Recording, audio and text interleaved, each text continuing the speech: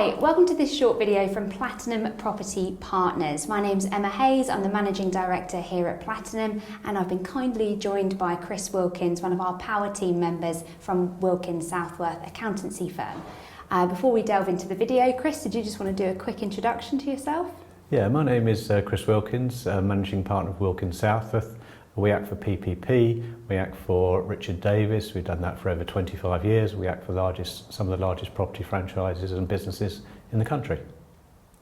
So for those of you that may not be familiar with Platinum Property Partners, we are all about changing lives through applied knowledge. We support our clients build successful, sustainable residential property portfolios, and one of the key benefits of actually becoming part of our community is you get to meet people like Chris.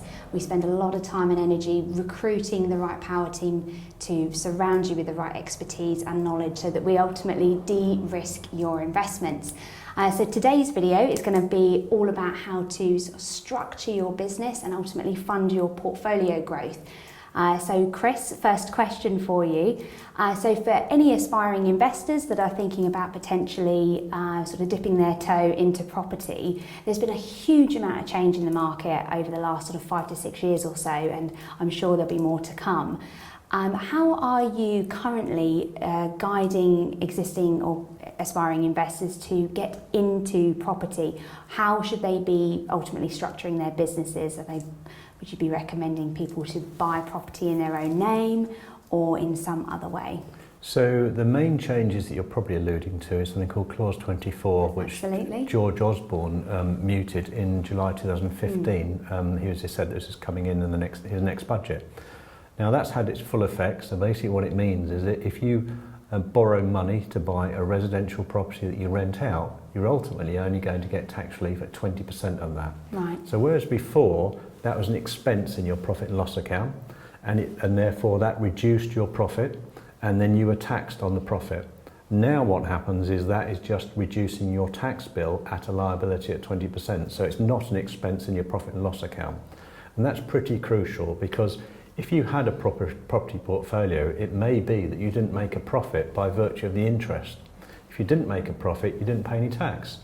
Now what happens is you will make a profit in that scenario, and therefore that would be taxed at your highest rate of tax. So if you earn more than, say, £150,000, you're a 45% taxpayer. Yeah. If you earn more than £50,000, you're a 40% taxpayer. And that would mean that then you would be taxed at that highest rate. But if my profits went up by virtue of the fact that I wasn't getting tax relief on my mortgage interest, it may mean that I'm subject to the higher interest benefit charge, which kicks in at over £50,000, which I wasn't ever subject to before. So there's lots of extra ramifications that you need to bear in mind. So actually structuring your business ahead of getting in and starting to invest in properties is really important, and making sure that you're aware of these types of considerations is absolutely fundamental to the financial success of the business. Yeah, so you could say, well, if I put it in a limited company, then I've solved one problem, and that could be the correct answer. But what you've got to bear in mind is, if you've got a property owned by a limited company, when you come to sell that property, then the limited company will pay corporation tax on that chargeable gain. So to give you an idea, if I bought a property for £150,000 and 5 years later sold it for £450,000, that's a £300,000 profit. I know that in 2 years' time I'm going to pay corporation tax on that at 25%. So that's a £75,000 liability I'm going to pay in the way of corporation tax. Then I need to take the money out of the company, which would trigger an income tax charge. So I need to consider my exit before I purchase the property, just to make sure I'm on board with all the tax ramifications that could affect me. Absolutely, and here at Platinum Property Partners we're all about investing for the long term. Our specific model, shared accommodation, co-living, we're not in the business of doing flips and quick deals. So actually, how do you deal with sort of forecasting what tax rates are going to be sort of in 10, 15 years time? So you've also got to bear in mind that at the moment capital gains tax on the sale of a residential property is levied at the highest rate of capital gains tax, which is 28%. Other than that, capital gains tax, the highest rate is 20%. Now, capital gains tax was only brought in on 6th of April 1965, and historically it's been at the basic rate of income tax. Now, it has been muted that it would go up. Indeed, the Chancellor said that it may go up to the rate of income tax, but that's never actually happened. The capital gains tax, there's only about £250,000 250,000 people that pay capital gains tax, and it brings in about £9.8 billion a year. So there's a lot of money that come in, but a lot of people don't actually pay that. So you've got to actually make sure that you plan your affairs so that when you exit, you pay as little as possible, whether it's corporation tax, capital gains tax, and how that affects it. And the way to do that is to structure it on purchase, which is the most important thing. Okay, great. So, Chris, for many people that join Platinum Property Partners, they've actually come from a corporate background and they don't have an existing limited company.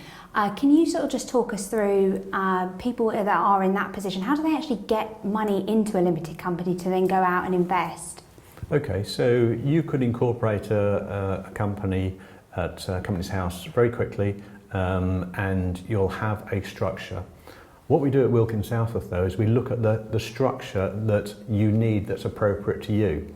So if for the sake of argument you end up with a limited company in 10, 20 years time with lots of property in it, how do I pass that through the generations? Do I want to think of some tax planning now to mitigate capital gains tax, inheritance tax? In which case, do I want to bring on other members of the family now?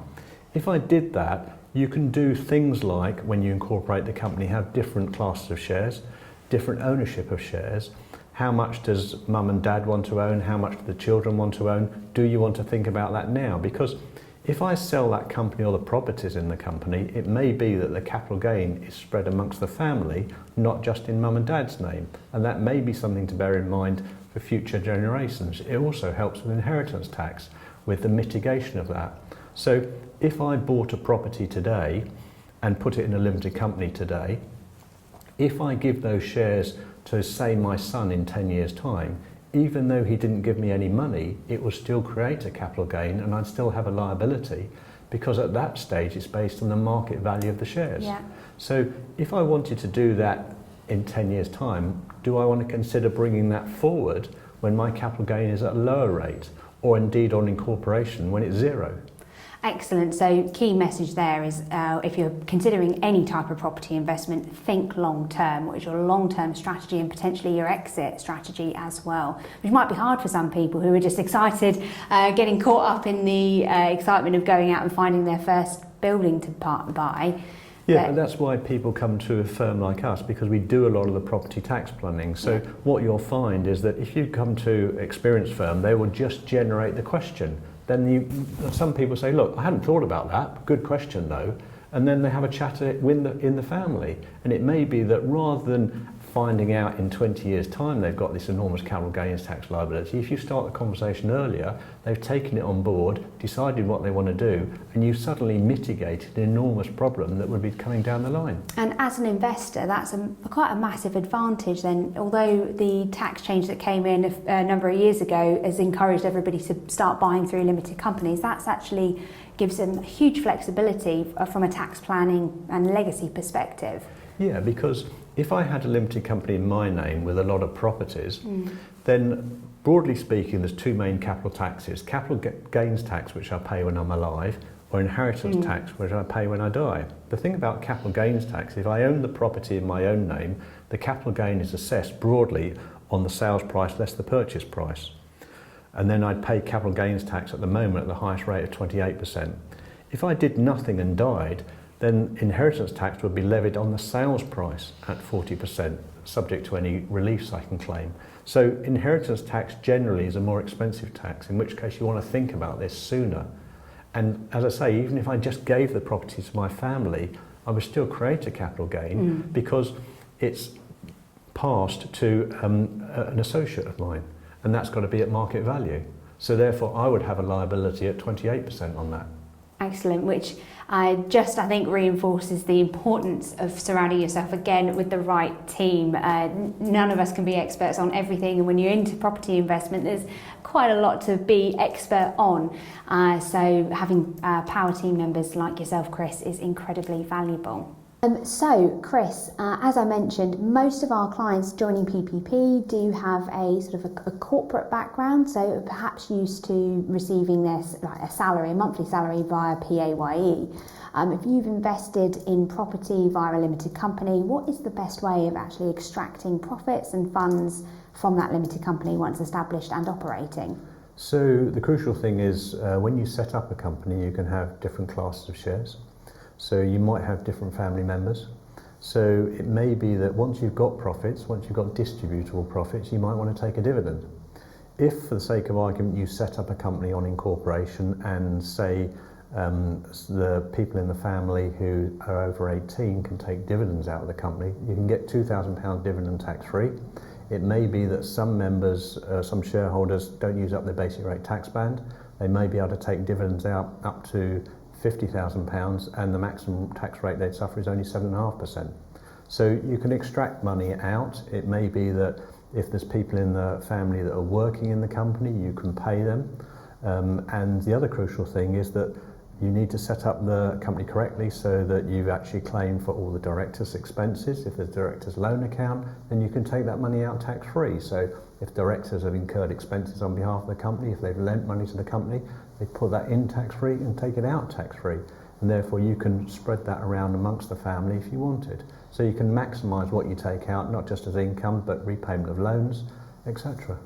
Excellent, thank you very much. So this has been great, Chris, talking about different considerations that new investors may need to bear in mind, how to maybe draw on family as opposed to just investing as an individual, how to structure and fund the business. For existing investors, and perhaps watching this video today, what are your sort of latest top tips on incorporation for people that perhaps haven't migrated their properties into a limited company yet? Is this still an option for them? Yeah, it is very much an option. What they should be aware of is something called, there's a case called Elizabeth Moyne Ramsey. Elizabeth Moyne Ramsey was a lady that had 10 flats in Belfast, and I think she rented 5 out. And the question is that if I own a property today and I introduce it into my limited company, I would create a capital gain on me because I'm selling my property to my limited company. If I've got 60 properties, then I'm probably running a business. If I'm running a business, I can claim something called incorporation relief, which means then I can put the properties in the company. In return, I can receive shares, and that won't crystallise a capital gain on me personally.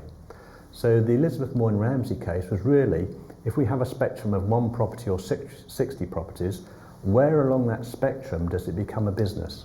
Absolutely. And in that scenario, out of the 10 properties, the flats she had, 5 were rented out. And in the lower tribunal, she lost. She then went to, her son took it to the upper tribunal, and it was heard by a judge called Judge Berner. Mm-hmm. And what he said is that let's consider whether you're running a business. Now, a business that isn't defined in the Taxes Management Acts, but he said, well, what is a business? So he said, well, I think it's an earnest endeavour. You've got to do something more than a passive rental income. And on that basis, what did your mum actually do? They said, well, I think she spends at least 20 hours a week on the business. She's mending fences, she's vetting all the tenants, she vets them when they come out, she ensures their cleaning is done. She looks after the property, and she's actually putting a lot of time into this business. Now, Judge Berner said on that basis, what I think is that I think you actually are on a business. So if you are a business, you can claim incorporation relief.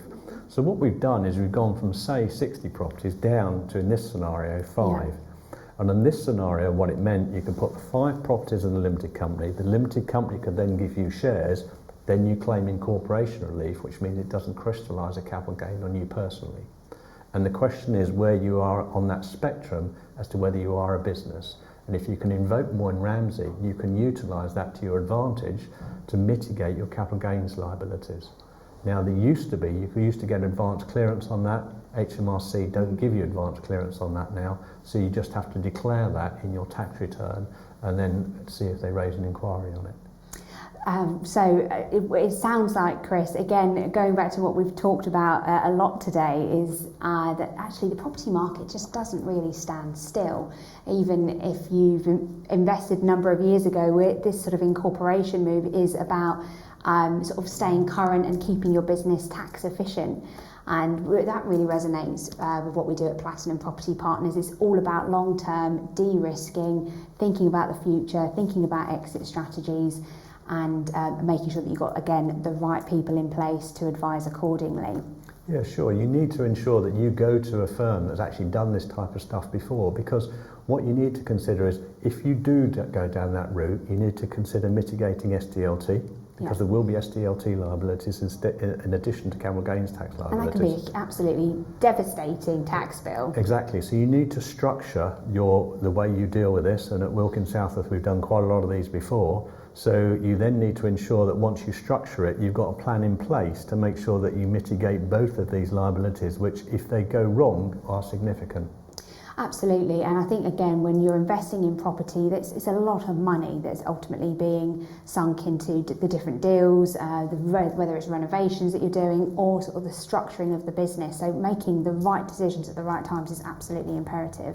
Yeah, it's key, and you need to really work out why you're doing this. So you need to plan to work out how you're going to exit this, if that's what you want to do, or how you pass it on to the next generation. You want to look at both scenarios before you go down the limited company route, and if that's the route that suits you, then off you go with the right advice.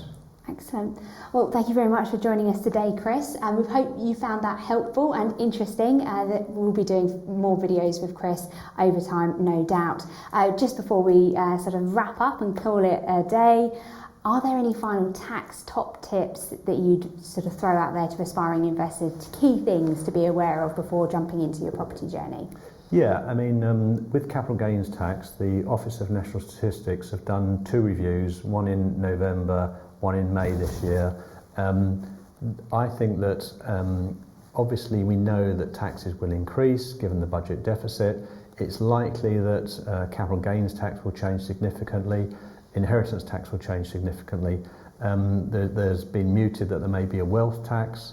At the moment there's wealth tax in Spain, Switzerland, France, some sort of quite countries that are very local. So you need to ensure that it's a bit like a good sailor. What I say to clients is that if I'm sailing from Southampton into the Channel, I want to know the weather in the Channel before I set sail, and tax planning is the same. So what you need to do is, if you go to someone who's looking to the future, because I know for the sake of argument corporation tax will go up to 25% in 2 years' time, you want to look at those type of situations as to how that will affect you and how you plan accordingly. Excellent. Well, there's loads of exciting, very interesting information constantly being released in the media about all of these tax changes and other areas of the property industry that are being impacted by all sorts of bits and pieces. Do check out the Platinum website. We've got tons of resources on there, or subscribe to our newsletter for regular updates to keep ahead. As for today, thanks ever so much, Chris. As always, a pleasure. Thanks very much for joining me. Thank you, Emma.